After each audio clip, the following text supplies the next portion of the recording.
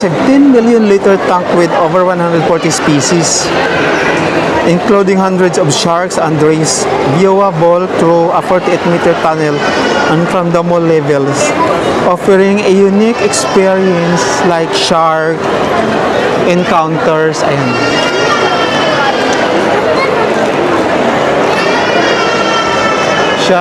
Shark encounters. Ayan. Encounters, penguin exhibits, and glass bottom boat tours, plus an underwater zoo with king croc. Bongga, di ba? It opens daily, generally 10 a.m. to 11 p.m. to 10 p.m. weekdays and weekends, with tickets available online or in person for various packages. Yon.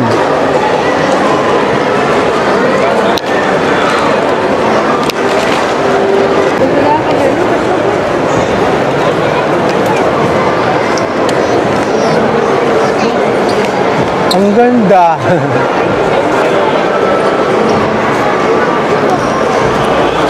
Ang ganda naman.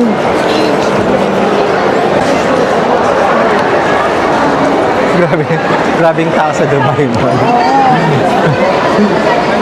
Lalo na sa New Year, magsasara yung Sa New Year? dahil sa Burj Khalifa. May ano, di ba? Kaya nga, bongga. Wow, daming namimili ng gadgets, ha? Christmas rush.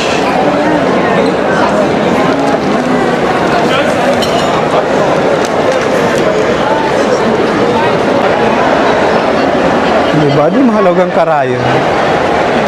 Christmas shoppers.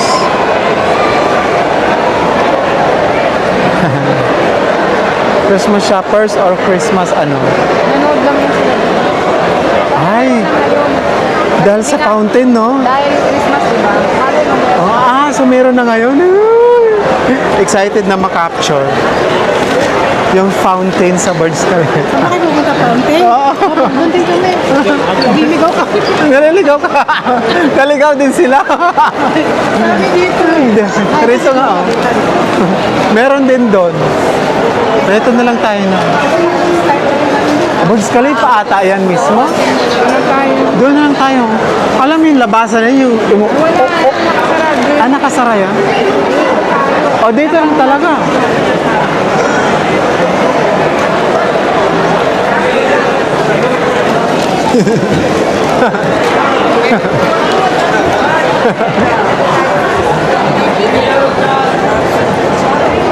Nakasara.